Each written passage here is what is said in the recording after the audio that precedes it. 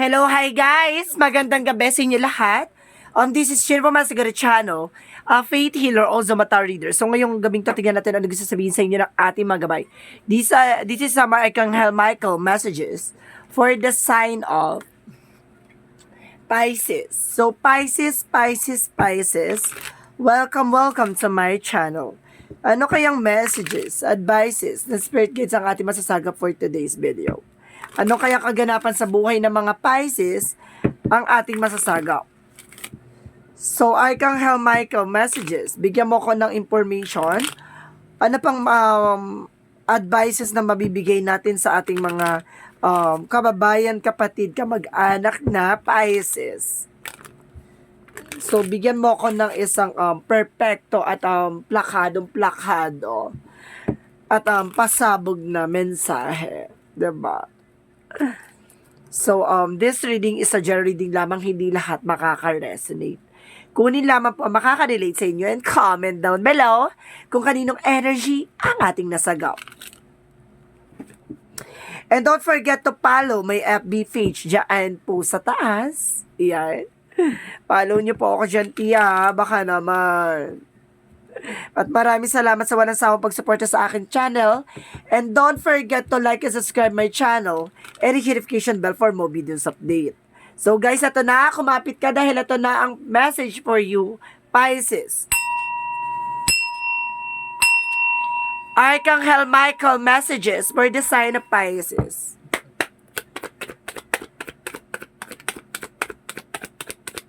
Okay. Believe and trust. Ooh.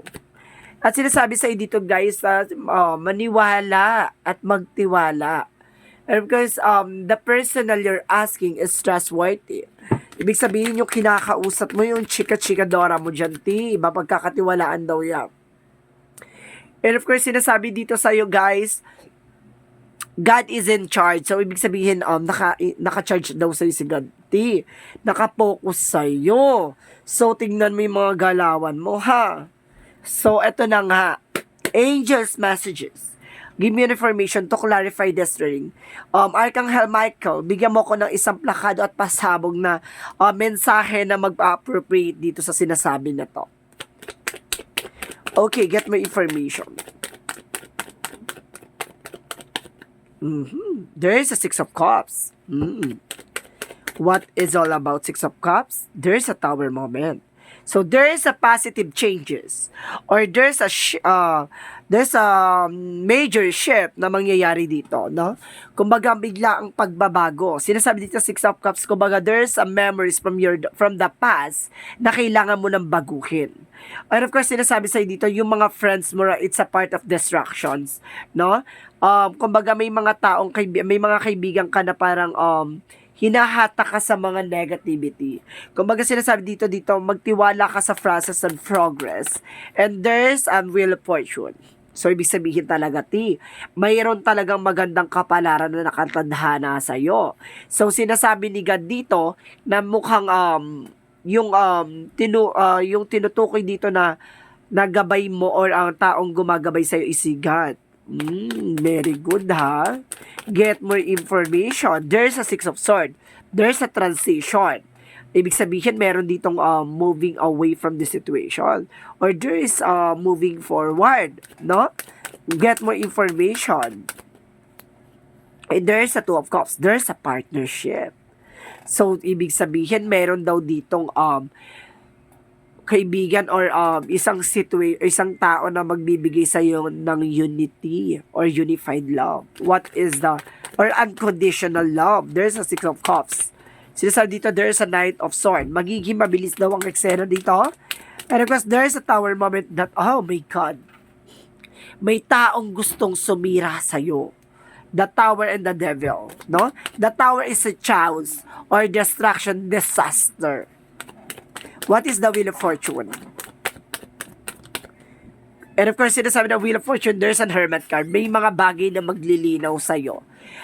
Kumbaga ito ay mga life purpose mo daw. And of course, there's a Judgment. Kumbaga, parang may red flag sa'yo na wag kang tumuloy dito sa pupuntahan mo.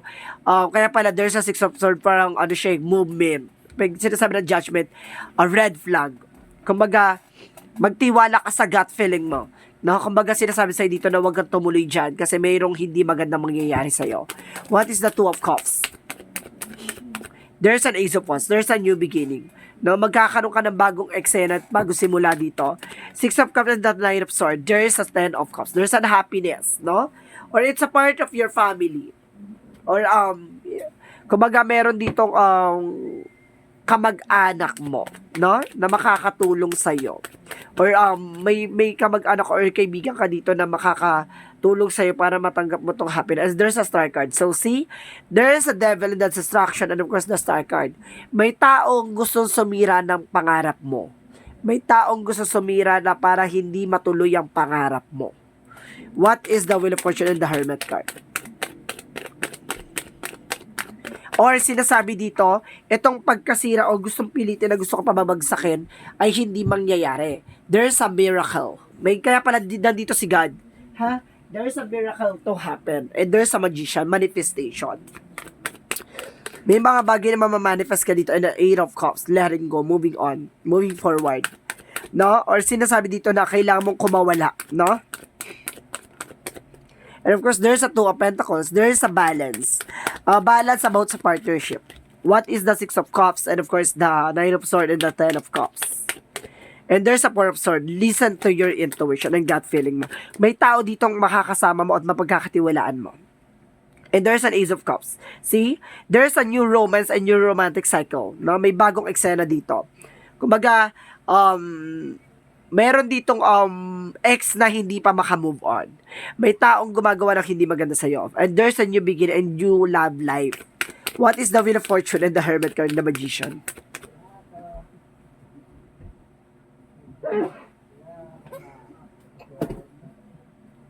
Excuse me, guys.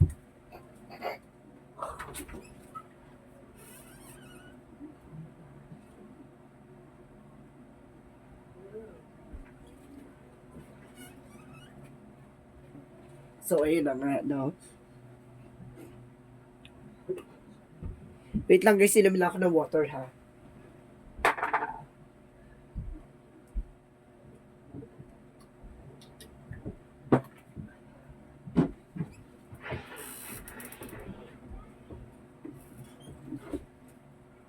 So, ayun na nga. Sorry for waiting. Thank you. What is the Wheel of Fortune, the Hermit card, and the Magician? What is the Wheel of Fortune, the Hermit, and the Magician? Okay, there's a Emperor. Si God nga, ti. Ay, ti, meron di talaga dito. Si God talaga siya, ti. Si God. May God. And of course, there is a, I told you, huwag kang pumunta dito sa isang lugar na to. Ha? Parang may gut feeling ako dito na sinasabi dito sa'yo na angel spirit or angel's guide mo na huwag kang tumuloy sa isang lugar. Mapapahamak ka. There's a Five of Wands. Mapapaaway ka dito. Umiwas ka dito ha sa isang lugar na pupuntahan mo. What is the Two of Cups, the Two of Pentacles, and the Ace of Wands? And there's a Nine of Wands. There's a final push and waiting for a result. Sinasabi dito ha, mag-ingat ka ti. Meron ditong trouble. Baka mabarug. Okay, what is additional messages for the Love Oracle cards? Okay, what is the Love Oracle card? What is the Love Oracle card? What is the Love Oracle card?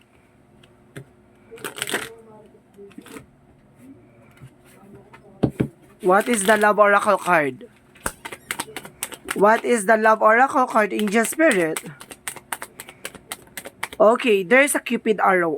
Meron talaga dito ang taong nakatadaan na para sa'yo. Ibig sabihin na to, there's some Cupid arrow na tatamaan ka dito sa eksena na to. Mukha ka magkakaroon ng love life. And of course, sinasabi sa'yo dito na okay, and there's a coffee cup. Kumbaga some of you magkakaroon ng conversation, meeting with your friends or kumbaga mayroong moment dito na parang collaboration, no? And there's an event. Okay, what is additional messages? Okay, what is additional messages? Purple. Ay, third eye. T. There's a third eye. Clairvoyance. Meron kang meron ka talagang kakayanan. No? And there's a violence and spirituality. My God, mag-meditate ka daw, T. Ang lakas ng energy dito, ha. There's a purple and a violet. Ibig sabihin dito, kumbaga, there's third eye chakra. And of course, past life, there's a gift. Ibig sabihin, you are being gifted. Kaya si God ay naka-in-charge sa'yo kasi mayroong eksena na mangyayari sa'yo na hindi dapat mangyari. Kaya kailangan maging aware ka, ha? Parang meron ditong God warning for you. What? Okay, meron pala to. Jesus loving quotes. Mag-Jesus loving quotes muna tayo. My goodness. Nananay-balahibo ko. Okay, get my information. Sinasabi dito, guys, the Comforter, which is the Holy Spirit, whom the Father will send in my name, He shall teach you all things. So, ibig sabihin dito, talagang si God talaga yung nasa tabi mo. Si God yung bumubulong sa'yo o si God yung gumagabay sa'yo. Magpapadala siya ng angels messages or synchronicities na dapat kang makinig. Kasi may mga bagay na ituturo sa'yo si God. So, what is additional messages? Oh my goodness.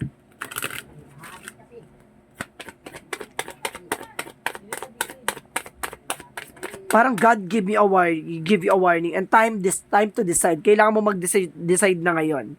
And there's a chakra messages. What is the chakra messages? Okay, it's perception. So, ayun dapat ang kailangan mong magkaroon ng eksena dyan. And there's a creations. Kailangan marunong ka mag-create, no, ng imaginations and of course, intuitions. Kailangan marunong kang, palawakin ng spirituality. And of course, there's a balance. Kailangan magkaroon ka ng balance by spiritual and practicality. Ha? What is additional messages? What is additional messages for energy? What is additional messages for this energy? Walking away. So, kailangan mong umalis dito sa eksena na to, ha? Meron dito talaga, walking away, umalis ka dyan sa eksena na yan, baka magkaroon ka. And door to spirit, may pintuan talaga nakalaan para sa'yo by spirituality. Some of you, merong ibibigay si God na gift, or you're being gifted at mayroong kang dapat gawin. What is angel's number? What is the angel's number? And sinasabi dito, 23, I am adventurous. So, ibig sabihin, i-enjoy mo yung journey mo. You have a zest for life and you are eager to experience anything and everything possible and you love change and excitement. I need both to feel truly alive. For you, life is an adventure to be lived to the fullest. Ibig sabihin dito, napaka-adventurous mong tao. Kung gusto mo lahat ma-experience mo, lahat matututunan mo, lahat ng mga possibilities, alam mong ilalagay ka sa alanganin, talagang sinusubukan mo. Gusto mo ma-experience a lot of time and a lot of things, no? What is the Montology? What is the Montology? It's time to take action. So, kailangan mo kumilos na ngayon. And conclusion are within reach. Tama yung hinala mo, tama yung pangamba mo. What is the messages of life? What is the messages of life? What is the messages of life? What is the messages of life, angel spirit? Okay, searching within. So, sinasabi dito, guys, what I see outside myself is simply a mirror of my inner self. Today, I empower myself by looking past outer condition and searching within of the source of the difficulties. In my life, my inner wisdom will always help me face life challenges. It provides my best answer and my greatest healing. As I study myself, I am transformed. So, yun nga, diba? Dahil you are being adventurous, kumbaga gusto mo lahat ng excitement, lahat ng mga excitement and of course journey mo, gusto mo lahat malalaman mo. Even yung mga bagay-bagay gusto mong i-analyze and re-evaluate. So, sinasabi sa'yo dito, yun talaga ang katangian mo. Hindi na natin yan mailalayo o maaalisan sa'yo. Pero kailangan mo lang maging maingat at maging handa sa mga posibilidad. So, this is Archangel Michael messages for the sign of Pisces. This reading is a general reading lamang. Hindi lahat makaka-resonate. Kunin lamang po ang makaka-relate sa inyo and comment down below kung kaninong energy ang ating nasagap. Magkakaroon tayo ng special extended reading nito. Doon po sa aking FB account. Doon nyo po ako subaybayan at doon nyo po tignan ang extended reading nito. Or else, may kakaroon tayo ng extended reading nito. Tawag dito. Ipopost ko na lang po mamaya or bukas, ha? Kasi medyo late na tayo, guys, eh. Magkakaroon tayo ng extended reading nito kasi napaka-excitement nito. Kasi there is a positive outcome, eh. And there's a positive things na mangyayari dito. Napaka-powerful nito. So, this reading is a general reading lamang, hindi lahat makaka-resonate. Kunin lamang pa makaka-relate sa inyo and comment down below kung kanino energy ang ating nasagap. Maraming salamat, guys, and see you in the next video. Bye-bye and babush!